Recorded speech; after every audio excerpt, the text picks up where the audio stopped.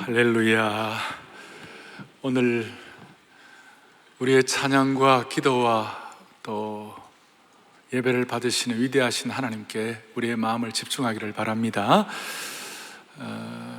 저는 오늘 예배를 통해서 우리 온 성도들의 삶의 짐이 벗어지게 하여 주시옵소서. 그리고 오늘 말씀을 통하여 우리의 삶의 올바른 방향을 결정할 수 있는 영적 나침반을 허락하여 주시기를 소망합니다. 지난주에 제가 참 우리 육신의 부패한 본성을 통하여 범죄하는 것은 마치 마귀에게 내 마음의 문고리를 내어주는 것과 같다. 그래서 문고리를 열면 안방을 차지해가지고 온통 내 삶을 혼동스럽게 한다 그랬는데, 어떤 젊은이 하나가 저에게 편지가 왔어요. 목사님, 문고리를 내어줘가지고 제가 범죄했는데 목사님 어떻게 하면 좋습니까? 제가 그 내용을 읽으면서 너무 마음이 아팠어요. 여러 가지 주의 사정을 제가 다 생략하고, 그래서 제가 그 형제에게도 오늘 이 말씀이 올바른 방향에 대한 나침반이 되기를 바랍니다. 동시에 우리 온 성도들에게도 오늘 주께서 오늘 지금 현재 우리에게 주시는 음성이 되기를 소망합니다. 다윗은 지금 간음죄와 살인죄를 범하고 1년이 지났습니다. 오늘 본문의 배경 그렇습니다. 1년이 지났는데 그 1년 동안 다윗이 어땠을까요? 그냥 괜찮았을까요? 다윗의 신앙 양심은 견딜 수가 없었어요. 마치 날카로운 칼로 자기의 양심을 칼로 막 난도질하는 것 같았어요. 얼마나 아픈지. 그래서 시편 32편 3절 4절에 다윗이 범죄하고 난 다음에 마음이 아파가지고 고백하는 내용 비슷하게 나와 있는데, 시편 30편 3절 4절을 같이 보겠습니다.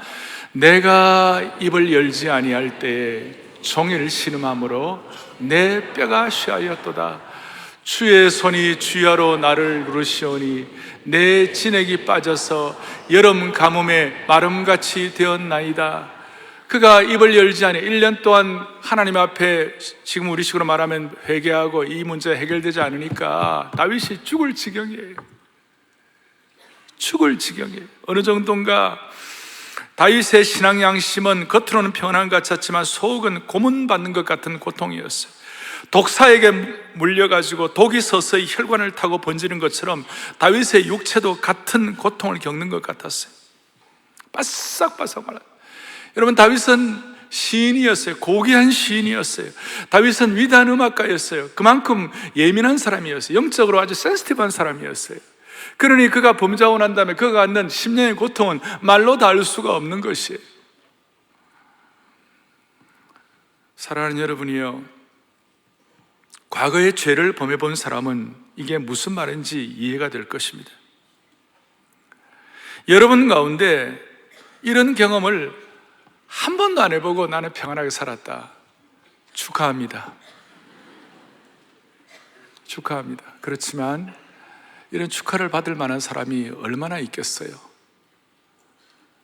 영적으로 예민할수록 더 범죄에 대해서 더 고통스러워지는 것이니까요. 그래서 우리는 죄를 범하고 회개해 본 사람, 죄를 범하고 그 회개의 고통을 아는 사람은요, 이게 너무 고통스럽기 때문에 결국은 이렇게 고백할 수밖에 없어요. 이런 고통을 겪을 바에는 차라리 죄를 안 짓고 말지. 몇 분 못 알아들으신가? 제가 다시 얘기할게요. 이런 고통을 겪을 바에는 차라리 내가 죄를 안 짓고 말지. 아멘. 참 고통스러워요. 그런데 우리 하나님은 사람이 죄를 범하고 그 고통 가운데 죽으라고 신음하고 그야말로 뼈가 말라가지고 그냥 쩍쩍 갈라지는 것 같은 그런 고통을 겪고 있는 하나님의 자녀를 하나님이 보시고 오시다, 그런 하나님이 아니에요. 그 하나님의 마음은 더 아프신 거예요. 이거 어떻게 좀 해결할 수 없나? 우리 하나님은 우리의 마음이 늘 고통 가운데 있기를 원치 않는 목자의 심정을 지닌 참 우리의 정말 선한 목자이심을 우리는 믿는 것이에요. 이러면 안 되는데 이거 어떻게 해결할 방도가 없나? 그렇게 해서 하나님이 사랑하시는 나단을 보냈어요. 1년쯤 뒤에 나단은 다윗의 아주 가까운 절친이자 또 말씀을 통한 해결사였어요. 그리고 나단 선지자는 은사가 하나 있었는데 그 은사가 뭐냐면 책망의 은사가 있었어요. 남이 잘못했을 때 책망의 은사가 있는데, 여러분 한번 상상해 보실까요? 나단이 다윗이 범죄한 이것을 좀 범죄하는데 얼마 뒤에 알았을까요? 몰랐을까요? 알았을 거예요. 근데 어떻게 1년 동안 그 책망의 은사를 발휘하지 아니하고 이렇게 기다렸을까요? 그 이유가 있죠. 하나님의 때를 기다렸고, 그 다음에는 나단의 마음속에도 내가 다윗을 진정 사랑하지만 책망 자체가 중요한 것이 아니라 내가 이 책망하기까지 나는 다윗을 위하여 그의 영혼을 붙잡고 기도하고 그를 사랑하고 그를 중보하고, 정말 책망은 책망이라도 사랑을 포함한 챌린지, 사랑을 포함한 책망이 되어야 할 것이다. 그 정도 무르익었을 때 간 것이에요. 그러니까 우리가 남들을 책망하고 남들의 잘못이 있었을 때 여러분과 저는 반드시 마음속에 그를 사랑하는 정말 온유한 심령이 있을 때 책망하는 은혜가 있기를 바랍니다. 특별히 부부 사이도 마찬가지예요. 갈라디아서 6장 1절을 보겠습니다. 같이 보겠습니다. 형제들아, 사람이 만일 무슨 범죄한 일이 드러나거든 신령한 너희는 그러한 자를 어떻게 해요? 바로잡고 그 다음에 너 자신을 살펴보아 너도 시험을 받을까 두려워하라. 아멘이죠. 중요한 것은 우리가 뭐가 필요하다고요? 온유한 심정이 필요한 거예요. 온유한 심정이. 온유한 심정이. 온유한 심정이 없을 때는 책망하면 안 돼요. 만약에 온유한 심정이 없을 때는 화가 나가지고 정의감을 가지고 그렇지, 이제는 이거 공중에다 알려야지, 그리고 매스메디아에, 매스컴에다가 다 공포하고 그 다음에 다윗을 찾아가는 거예요. 그럼 어떻게 되는지 알아요? 다윗도 죽고 나단도 죽고 궁중의 사람도 다 죽는 것이에요. 그런데 온유한 심령으로 기도하고 사랑하고 간절한 마음을 가지고 다윗을 찾아가면 나단도 살고 다윗도 살고 궁중의 사람들도 다 사는 것이에요. 그래 가가지고 책망 은사를 받았지만 다윗에게 이제 가서 이렇게 말을 하지 않았어요. 옛날 같으면 이렇게 했을 거예요. 성경에는 살인죄를 범하지 말라고 했는데 살인죄를 지었어요, 안 지었어요? 그 다음에 성경에는 간음죄를 범하지 말라고 그랬는데 당신 간음죄를 범했어요, 안 범했어요? 아마 그랬으면 다윗이 열받아가지고 무슨 소리를 하노? 이렇게 하면서 자기를 갖다가 이렇게 방어했을지 몰라요. 그런데 온유한 심령으로 사랑과 중보기도의 은혜로 무장된 나단은 그렇게 하지 않았어요. 아주 멋진 고차원의 책망을 하는 것이, 비유를 들었어요. 어떤 한 마을에 가난한 사람이 있었는데 이 가난한 사람에게는 양이 한 마리 있었다. 근데 그 양을 얼마나 애지중지하는지 그 양과 함께 먹고 자고 자기가 먹는 것을 주고 가족과 함께 가족 취급하고, 그래서 3절 뒤에 보면 여러분 보세요. 그 양에 대해서 그가 먹는 것을 먹으며 누가 양이 암양 새끼가 그의 잔으로 마시며 그 다음에 그의 품에 누움으로 그에게는 뭐예요? 딸처럼 되었거늘. 이 세상에서 유일한 양이에요. 딸 같은 양이에요. 여러분, 딸이 얼마나 소중합니까? 함부로 이게 놓칠세라, 어떻게 비방하여 볼세라, 얼마나 그 정도로 아끼는 딸 같은 양이었어요. 그런데 그 동네에 큰 부자가 있는데, 양도 많고 이런 부자가 있는데 어떤 행인 손님이 왔는데 그 손님 대접을 해야 되는 상황에서 그 부자가 자기 집에 있는 양을 잡지 아니하고 이 가난한 사람의 이 딸 같은 양을 빼앗아 가지고 그 손님에게 대접을 했다. 이 일을 어찌하면 좋겠는가? 그러니까 그 다음 5절에 다윗이 나단의 얘기를 듣고 어떻게 했어요? 그냥 가만히 두라 이렇게 했어요. 막 화가 머리까지 난 거예요. 나단에게 이르되 여호와의 살아계 심을 두고 맹세하노니, 정의감이 불탔어요. 이 일을 행하는 그 사람은 마땅히 죽을 자라. 마땅히 그럼 죽여야 된다. 그리고 6절에 그가 불쌍히 여기지 아니하고 이런 악한 일을 행했으니 그렇게 한 사람은 4배나 갚아주라. 이게 이제 구약에 잘못했을 때 4배 갚아주는 법이 있는 거거든요. 그런데 재밌는 것은 5절 뒤에 그 사람은 마땅히 죽어야 된다. 근데 죽은 사람이 어떻게 4배를 갚아요? 그러니까 이게 논리가 맞지가 않는 거예요. 우리가 흔히 인간적인 이런 의분, 정의감은요, 논리가 맞지 않을 때가 많이 있어요. 일반적으로 자기가 죄를 지은 사람이 죄를 짓고 나면 남의 죄에 대해서 엄격해지는 성향이 있어요. 그러니까 남의 티를 보는 것이, 근데 그 남의 티가 어떻게 보이느냐? 수박만큼 크게 보이는 것이, 호박만큼 크게 보이는 것이. 그러니 남의 죄에 대해서는 단호하고 신속하고 무자비한 성향이 많아요. 그런데 우리 예수님 뭐라고 말씀하시는가? 너희 중에 죄 없는 자가 돌로 치라고 했어요. 다윗은 지금 자신의 잘못한 일에 대해서는 그냥 넘어가면서 남의 잘못한 데에 대해서는 분을 참지 못했어요. 여호와의 살아계심을 두고 맹세하노니 저놈 죽여야 된다, 4배나 갚아야 된다. 사람은 누구나 다 일반적으로 남의 티, 남의 먼지는 예민하게 보이는 것이. 자, 이런 인간적인 정의감에 불타는 이 다윗의 선포 앞에 다윗이 화를 내고 다윗이 이렇게 정의감을 선포하는 그 순간 나단 선지자가 물론 사랑과 온유의 마음이 있지만 다윗을 향하여 벼락 같은 선포를 하는 것이 7절에 뭐라고 말하느냐? 선지자 나단이 다윗에게 이르되 당신이 그 사람이라, 당신이 그 사람이라. 이 말을 듣는 순간 그 말씀의 능력 앞에 다윗은 그대로 거꾸러지게 된 것이에요. 사랑하는 교우들이여, 하나님의 말씀을 통한 거룩한 책망 앞에는 저항할 수 없는 거룩한 두려움과 강력한 능력이 있는 줄 확신합니다.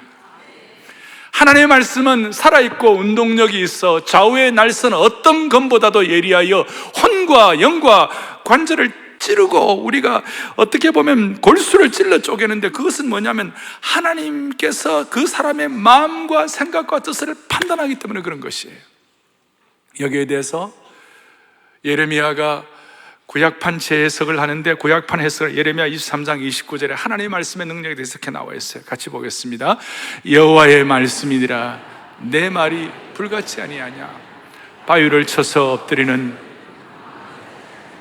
아멘. 하나님의 말씀은 불같고 하나님의 말씀은 방망이와 같다는 것이, 아무리 딱딱하고 굳어져 있더라도 진짜 성령께서 역사하시는 하나님의 말씀이 올 때는 그 딱딱한 마음이 부서진다는 것이, 오염되고 음습한 그 습기 찬 그 범죄들이 다 하나님의 불로서 불태워진다는 것이, 말씀이 다윗에게 지금 방망이처럼 불처럼 임했어요. 그리고 하나님의 말씀이 날성검처럼 선포되는 것이에요. 9절에 이렇게 나와 있어요. 그러한데 어찌하여 너가 여호와의 말씀을 업신여기고 악을 행하였느냐. 그리고 10절에 말씀을 업신여긴 것뿐만 아니라 이제 너가 나를 업신여기고. 나단이 다윗을 책망하는데 다윗이 여호와 앞에서 악을 행한 것이 무엇인가? 너는 하나님의 말씀을 업신여기고 하나님을 멸시했다. 이거 여러분들 죄의 어떤 속성이랄까, 죄의 핵심이라고 말할 수 있어요. 죄는 일반적으로 지금 하나님께서 다윗이 우리아에게도 바세바에게도 그리고 죽였던 부하들에게도 다윗이 잘못을 했어요. 그러나 1차적으로는 다윗이 뭘 잘못했는가? 하나님의 말씀을 업신여긴 잘못이에요. 그 다음에 하나님을 업신여긴 것이에요. 그리고 이것이 깨달아지고 이것이 도전받을 때에 나중에 먼저는 하나님 말씀 앞에 돌아와야 되고 그 다음에 하나님 앞에 돌아와야 되는 줄 믿습니다. 그래가지고 이 강력한 도전을 할 때에 다윗이 그 자리에서 거꾸러지는 것이, 더 이상 자기 자신을 방어막을 칠 수 없었어요. 더 이상 가면을 쓰고 있을 수 없어요. 그 다음에 납작 엎드리는 13절에 어떻게 하느냐? 다윗이 그 말을 들을 때에 다윗이 나단에게 이르되 내가 여호와께 죄를 범하였노라. 단순합니다. 여호와께 죄를 범하였느니라. 아주 납작 엎드렸습니다. 형용사가 필요 없이 내가 여호와께 죄를 범하였느니라. 심플하지만 강력한 항복과 회개를 한 것입니다. 여기에 대해서 이 죄의 문제에 관해서, 다윗이 범한 죄에 관해서는 시편 51편에 자세하게 나와 있습니다. 그 시편 50편에 오면 다윗이 범한 죄에 대해서는 그것은 하나님의 반란을 일으켰다, 하나님을 저항했다, 하나님의 뜻을 왜곡했다, 하나님의 관역을 맞추지 못했다, 이런 것이 쭉 나와 있어요. 스스로 자신을 돌아보면서 분명하고 솔직하게 하나님, 내가 죄를 범했습니다. 하나님 앞에 죄를 범하였습니다. 다시요, 13절 다시 한번, 다윗이 나단에 내가 누구에게 죄를 범하였노라? 여호와께 죄를 범하였노라. 여러분, 이 다윗이 회개하는 이제 시작인데, 이 회개는 희망이 있는 거예요. 우리 모두가 다 우리의 마음속에 정말 하나님의 부끄러운 일이 있었을 때 여호와 하나님께 죄를 범하였노라고 고백하는 그 순간 하나님으로 충만해지는 것이에요. 거기는 희망이 나타나 있는 것이에요. 죄를 범한 것 자체는 비극이지만 여호와 하나님께 죄를 범하였노라 고백하는 그 순간 하나님이 우리의 마음을 채워주시는 것이에요. 하나님에 대한 깨달음이 회복되는 것이에요. 다윗은 지금 왕으로서 깨끗한 옷을 입고 왕의 용포를 입고 기름을 바르고 깨끗하게 살았지만 하나님 앞에 죄를 범한 것을 자기가 각성할 때 그가 하나님 앞에서 자기의 마음이 오염된 것을 깨달았어요. 자기의 영혼이 하나님 앞에 더러워진 것을 깨닫게 된 것이에요.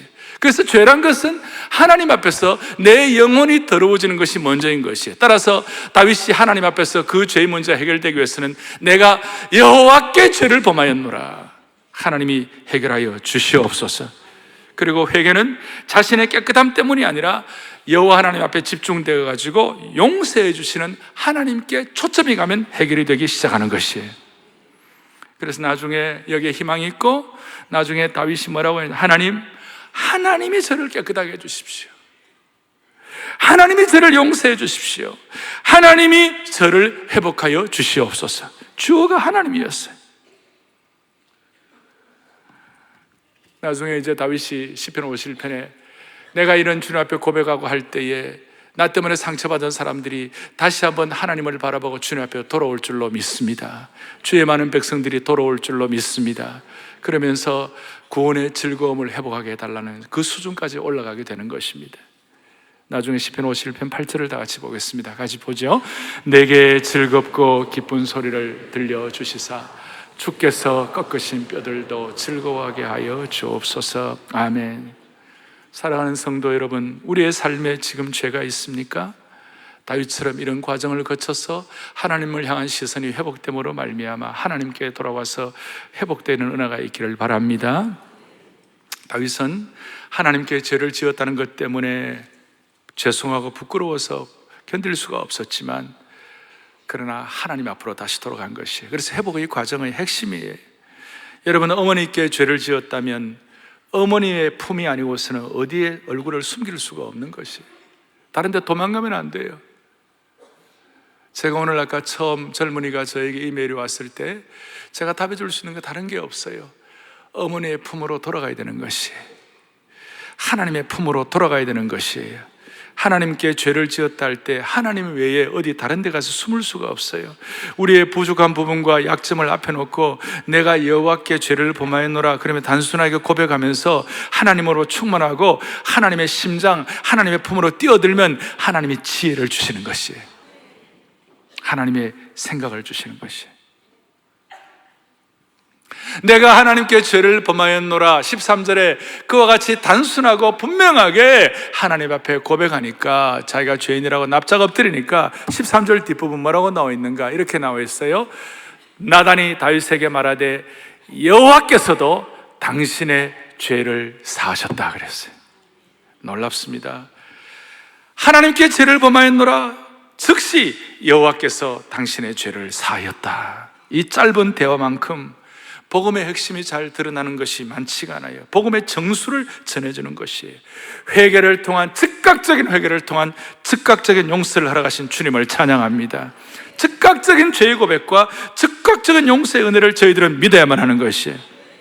이렇게 즉각적인 용서, 그 다음에 죄를 사하신다는 이 말은 본래 히브리의 원문의 뜻은 어떤 뜻인가 하면 하나님과 나와 사이에 꺼리끼는 것이 제거되었다 그 말이에요. 하나님과 나와 사이에 장벽이 사라졌다는 것이에요. 하나님과 나와 사이에 가리었다면 베일이 사라지는 것이고 휘장이 사라지는 것이고, 마치 신약의 성전 지성소 그 휘장이 찢어지는 것처럼 그렇게 다 내게 가리웠던 것이 사라진다, 그 말이에요. 여호와께서 당신의 죄악을 사하셨나이다. 그리고 하나님과 나 사이의 것이 이렇게 정리될 뿐만 아니라 하나님이 뜨거운 은혜의 불을 들고 고체처럼 딱딱해지고 부서지기 어려웠던 그것들이 하나님의 은혜의 횃불 속에 다 녹아지는 것을 의미하는 줄로 믿으시기 바랍니다. 은혜의 온기로 우리의 마음에 햇살을 비춰주시고, 아까 처음 말씀한 대로 축축하고 음습하고 습기 찬 모든 것들이 정리되기 시작하는 것이 오늘 이 하나님의 용서에는 변함이 없는 줄로 믿습니다. 그리고 이제 14절에 이 일로 말미암아 여호와의 원수가 크게 비방할 거리를 얻게 하였으니 당신이 낳은 아이가 반드시 죽겠다. 죄의 결과는 있어요. 죄의 결과는. 그리고 다윗이 경험한 죄의 결과는 조금 어떻게 보면 혹독하고 우리의 가슴을 서늘하게 하는 그런 아픈 내용들이 좀 있어요. 여러분, 그 아히도벨이라고 나중에 다윗에게 반란을 일으키고 다윗을 괴롭게 한 그런 그 모략가가 있었어요. 그 사람이 그렇게 다윗을 괴롭게 한 이유가 무엇일까 제가 살펴보았더니, 아히도벨의 아들 이름이 엘리암이라는 아들이 있는데 그 엘리암의 딸이 누구냐면 바세바였어요. 거기서 틀어진 거예요. 이제 그런 일들뿐만 아니라 나중에 가족들, 자식들의 반란 이런 것들이 있습니다만은, 그럼 우리도 그러면 내 자식 다 반란 일으키고 그 다음에 우리도 아히도벨 같은 모략가가 내 인생을 망치게 하고 이러면, 그렇게 한다면 우리는 못 견디죠. 다윗은 하나님 나라 영원한 언약의 주인공이고 이그샘플이고 핵심이에요. 그러니까 하나님이 다윗은 좀 강하게 다루셨어요. 정신 차리라고. 그러나 저와 여러분들은 그렇게 다 강하게 다루면 우리 다 죽어요. 지금 뼈만 남아있을 거예요. 지금 신약에는 보면 삭개오 같은 사람은 못된 짓 많이 했어요. 그런데 하나님은 삭개오가 주님 앞에 돌아오고 난 다음에 더 이상 은혜 주시고 더 아픔을 안 주셨을 거예요. 베드로가 예수님이 3번이나 부인했을 때 거기에 예수님 부인한 죄값을 다 따진다면 베드로가 어떻게 되겠어요? 그러나 하나님 베드로에게 대해서는 살펴주셨어요. 뭐 그것은 가늠한 여인도 다 마찬가지고, 가서 다시는 죄를 범치 말라고 말씀하시고, 주님께서 정말 돌아온 탕자도 마찬가지였어요. 신약 시대는 영원한 보혈을 흘려주신, 영원한 피의 복음을 주신 그 주님 때문에 하나님께서 용서의 은혜를 주신 줄로 믿습니다. 물론 대신 계속 죄를 범하라 그런 뜻이 아니죠. 그래서 다윗은 좀 강한 결과가 있었습니다. 그렇지만 하나님께서 내가 너의 죄를 사하셨다고, 여호와께서 당신의 죄를 사했다는 이 사죄의 음성을 듣고 다윗이 그 선포의 말씀을 자기 것으로 삼는 그 순간 위로부터 하나님이 주신 능력을 체험하게 된 것이, 그리고 그 순간 다윗에게 눌렸던 1년 동안 고통당하고 마른 뼈와 같이 가뭄이 쩍쩍 갈라지는 그런 고통의 마음에 그 가슴이 뻥 뚫리는 생수를 경험한 줄로 믿습니다.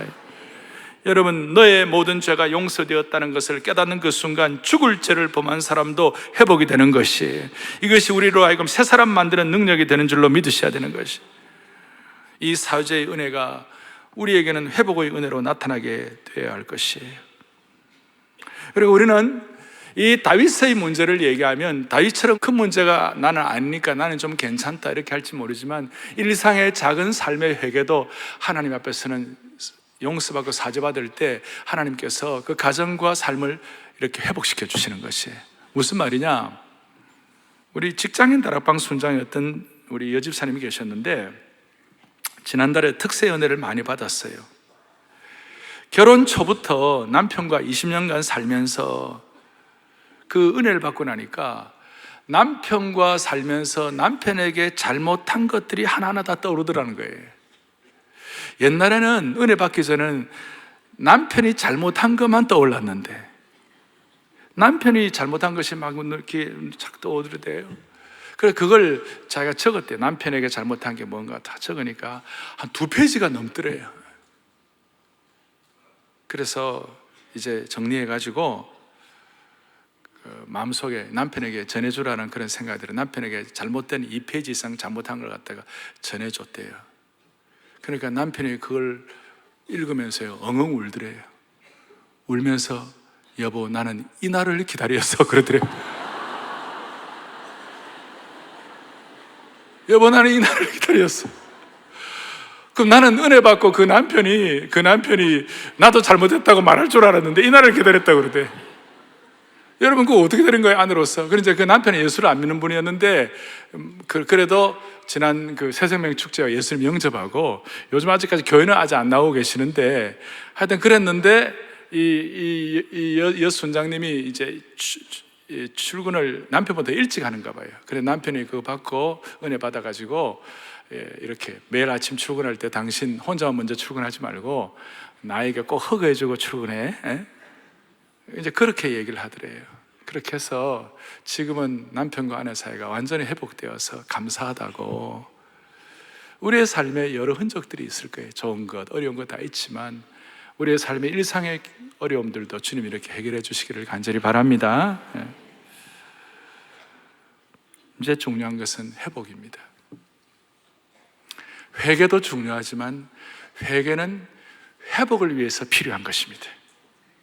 회개로만 끝나면 안 되고 회복이 되어야 할 줄로 믿습니다. 우리도 다윗처럼 아까 회개하기 전에는 남의 죄를 정죄하는 위선자 같은 성향이 우리에게 다 있잖아요. 주님께서 말씀하시기를 남을 미워하면 다 살인자요 마음의 음욕을 품으면 다 간음한 자라고 할 때 우리 가운데 여기에 연례가 되는 사람이 얼마나 있겠어요? 그럼 어떻게 하면 우리가 회복이 될 수가 있나요? 적용을 하겠습니다. 한두 가지 하겠습니다. 첫 번째, 우리에게도 나단이 필요한 줄로 믿습니다. 마음에 기도하고 사랑으로 우리를 도전하는 사람이 필요해요. 첫째는 이 나단은 우리 앞에 누가 나단이 될 것인가? 살아계신 하나님의 음성, 살아계신 하나님의 음성. 이 말씀이 우리에게는 이 시대의 나단이 되는 줄로 믿습니다. 어떨 때는 강단에서 외치는 말씀을 선포하는 종들을 통하여 우리에게는 이 시대의 나단의 은혜를 받을 수가 있는 것입니다. 또 우리 주위에는 성숙한 믿음의 형제자매들이 있습니다. 이 성숙한 믿음의 형제자매들의 말씀을 통하여 또 격려를 통하여 도전을 통하여 우리가 이 시대의 나단의 음성을 들을 수가 있습니다. 남들은 모르지만 주님과 나만이 아는 은은하게 들리는 하나님의 세미한 음성이 나단의 음성이 될 수가 있고, 그럴 때마다 또 큐티를 통해서도 그럴 때마다 우리의 마음속에 주님, 내가 죄인입니다, 즉각 반응하면서 하나님 앞에 나아갈 수 있는 은혜가 있기를 바랍니다. 그 다음 이제 두 번째로 중요한 것입니다. 어쩌면 오늘 제가 이 말씀을 드리기 위하여 지금까지 말씀을 나누었습니다. 지금부터 여러분들 마음을 모아주셔야 돼요. 이것이에요. 우리가 이런 상황에서 진정한 회복이 되려면 참된 기도의 응답에 눈을 떠야 되는 것이에요. 자, 이게 무슨 말이냐? 다윗은 지금 이런 범죄를 하고 난 다음에 이제 15절 뒤에 보니까 여호와 하나님께서 다윗과 바세바에게 낳은 아이를 치셔가지고 심히 앓게 되었어요. 병이 걸리게 되었어요. 그런데 16절에 다윗이 그 아이를 위하여 하나님께 간구하되 금식하고 안에 들어가고 밤새도록 땅에 엎드려가지고 기도를 하는데요, 얼마나 열심히 기도하는지 저 뒤에 18절 1회만이라고 하는 거예요. 7일 동안 다윗이 금식을 했어요. 다윗이 금식하니까 궁중에 있는 다른 다윗과 함께하는 팀들이 같이 금식했을 것 같아요. 같이 한절음을 기도하는데 무슨 일을 결국 기도하는데 아이가 죽어버렸어요. 여러분, 다윗은 기도의 사람이고 다윗이 금식하며 기도했다 할 때 얼마나 간절했을까요? 그런데도 답이 뭐냐면 아이가 죽어버렸어요. 우리가 살아가는 동안 자식을 위하여 기도하는데 또 재산을 위하여 기도하는데도 다 잃어버리는 것과 똑같은 상황이에요. 자녀와 재산을 위하여 금식하고 매어 달리는데 또 공동체가 그렇게 마음을 쏟고 기도하는데도 불구하고 응답이 안 되는 거 있다면, 주님이 마치 안 들어주는 것 같은 거 있다면 이럴 때 어떻게 되는 거예요? 될 대로 되라 그러면서 기도해도 응답도 없는데 하면서 주저앉아 버릴 거예요? 그럴 때 우리는 사탄에게 우리의 마음에 문고리를 내어주는 것이에요. 오늘 정말 저와 여러분이 마음을 가져야 할 것은 이것이에요. 지금 우리가 간절히 기도하고 매어 달렸는데도 불구하고 응답이 없다. 그럴 때는 이렇게 생각하셔야 돼요. 하나님이 더 높은 차원으로 올라가게 하실 것이다. 새로운 차원의 응답을 주실 것이다. 우리가 항상 기도하고 마음을 열어 간절히 기도한다고 해서 항상 응답받는 건 아니잖아요. 우리가 간절히 기도해도 응답을 다 받는 것은 아니에요. 그럴 때 우리가 어떻게 해야 될까요? 오늘 다윗 보세요. 다시 얘기합니다. 일주일 동안 금식하고 그 기도의 사람이 식음을 전폐하고 간절한 마음으로 기도했어요. 그런데 아이가 죽어버렸어요. 이런 경우가 성경에 여러 군데 나와 있습니다. 욥은 자기 악창에 종기가 나고 온몸이 아프고 아내가 떠나고 그랬을 때 간절히 기도했는데 아무런 응답이 없어요. 더 악화되는 거예요. 그건 하나님이 욥에게 응답 안 해주신 거예요? 아니에요. 나중에 욥기 38장에 하나님께서 폭풍 가운데 응답을 하시는 것이에요. 뭐라고 하시는가?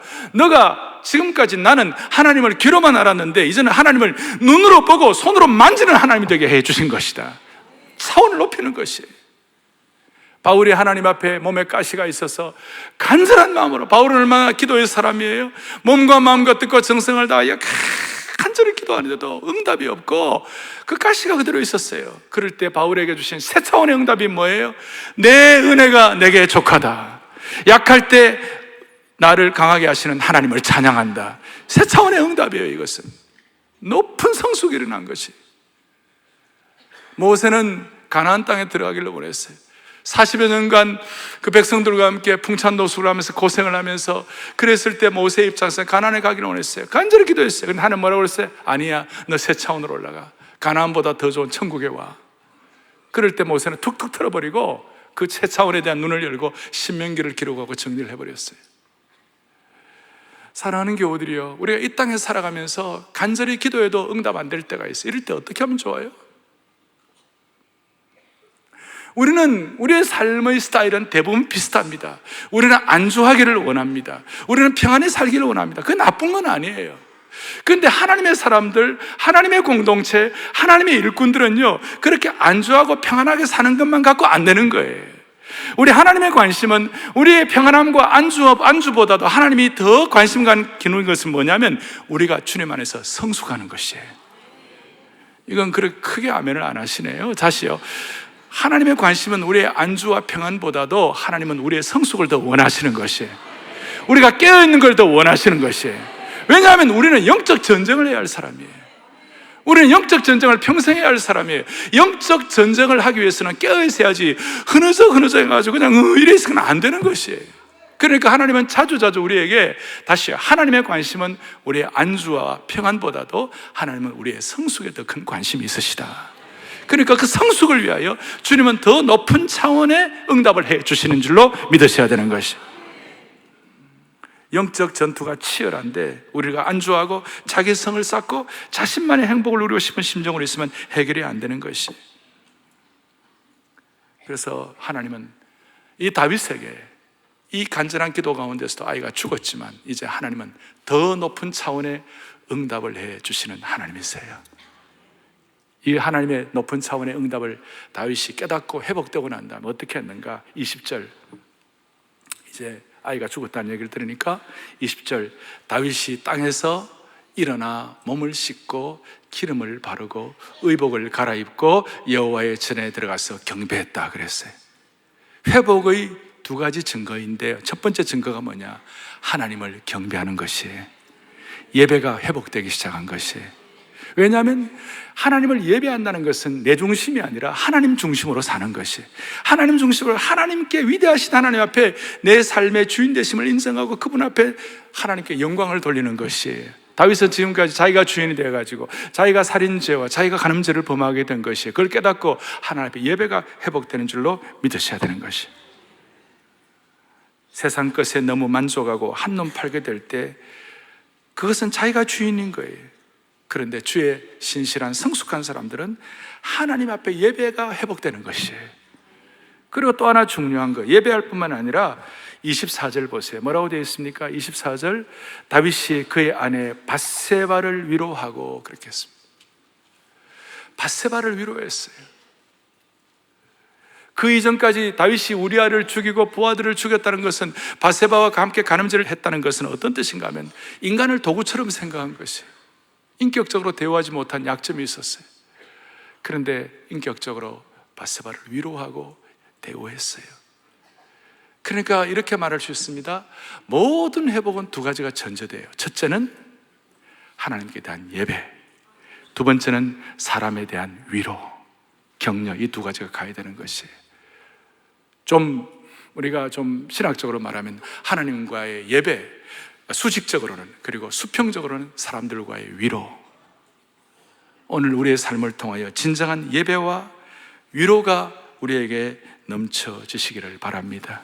이것이 기도의 응답이었습니다. 높은 차원의 응답이었습니다. 그러고 난 다음 하나님께서 영광스럽게 다윗을 축복하시는데 25절, 선지자 나단을 보냈습니다. 지난번에는 선지자 나단이 왔을 때는 다윗의 영이 그래도 있으니까 나 오늘 무슨 책망 받겠구나 하는 그런 뭐가 있었겠지요. 그래갖고 벌벌 떨었을지 모르는데 지금 나단이 왔을 때는 평안했을 것이에요. 25절에 선지자 나단이 와가지고 뭐라고 하느냐, 전에 바세바는 어떻게 됐습니까? 바세바를 통하여 아들이 나가 죽어버렸지만 하나님께서 다윗에게 다시 솔로몬을 주시는 거예요. 그런데 솔로몬을 주시는데 지난번에는 범죄해가지고 죽을 아들을 주시는 것이 아니라 이제는 다윗이 아비가일이나 더 멋진 아내로부터 자식을 주는 것이 아니라 그 바세바를 통하여 다시 한번 은혜를 주시는데 바세바에게서 솔로몬이 나오게 한 줄로 믿습니다. 그리고 솔로몬이 나오게 하고 난 다음 나단을 보내가지고 그 솔로몬에 대해서 뭐라고 하느냐, 그의 이름을 뭐예요? 여디디아라.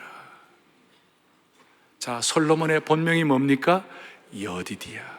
여디디아란 뜻이 무엇입니까? 여호와께서 사랑하신 자다. 하나님께서 장명해 주신 것이에요. 참 회복이 있으니까 하나님께서 다윗에게 솔로몬 여디디아를 허락해 주셨습니다. 여러분들이요, 우리 모두가 다 여디디아의 축복을 받으십시다. 우리가 지금 당장 기도의 응답이 없다 하더라도 하나님께서 새 차원의 응답을 하실 것을 믿으십시다. 여디디아의 축복을 주실 것을 믿으십시다. 오늘 이 여디디아의 축복을 통하여 우리의 삶의 많은 것들을 정리하기를 바랍니다. 여러분, 우리는 살아가다 보면 파도를 만납니다. 그런데 우리가 베드로처럼 그 파도만 바라보면요, 우리가 바다에 깔아앉을 수밖에 없어요. 그러나 여디디아를 주시는 하나님을 바라보면 바다 위를 걷게 되는 것입니다. 우리가 잘 아는 말씀이 아니라, 우리 익숙한 것이 아니라 이것이 내 것이 되기를 바랍니다. 다시 한번 예배와 위로를 통하여 회복시켜 주시고 여디디아를 허락하시는, 장명하시는 그 하나님은 파도와 환경에 눌려가지고 바다에 빠져가려고 하는 우리 인생들을 그 여디디아의 하나님을 바라보시게 하심으로 말미암아 바다 위를 걷게 하시는 하나님이신 줄로 믿습니다. 모든 교우들이 여디디아의 복을 받아 누리십시오. 두 손을 펼치겠습니다. 주님 앞에 우리의 마음을 펼치겠습니다.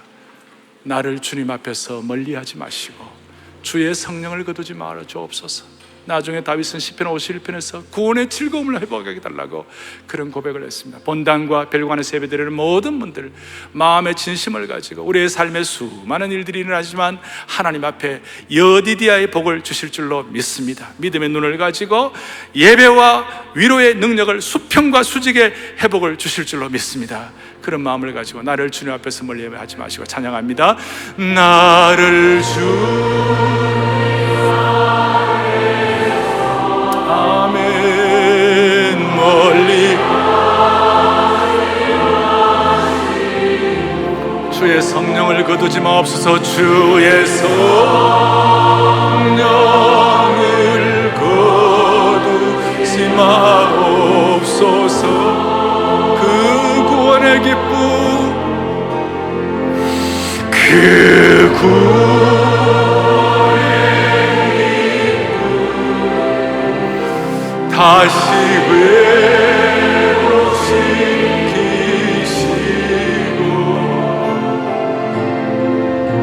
변치 않는 마음, 우리를 회복시켜 주시는 여호와 하나님께 다시 한번 그 구원의 기쁨을 회복시켜 주옵소서. 그 구원의 기쁨 다시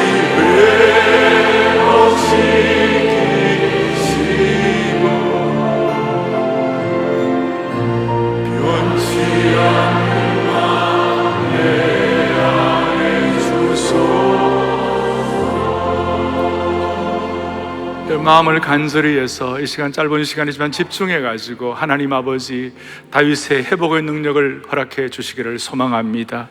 예배가 회복되게 하시고 위로가 회복되게 하시고 여디디아의 복을 받게 하여 주옵소서. 주님과 나 사이에 꺼리끼는 것들은 주님 정리하게 하여 주시옵소서.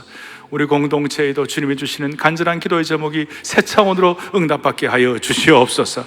그런 마음을 가지고 주여 응답의 문을 열어 주옵소서. 주여 응답의 문을 열어달라고 크게 두 번 외치고 간절히 기도하겠습니다.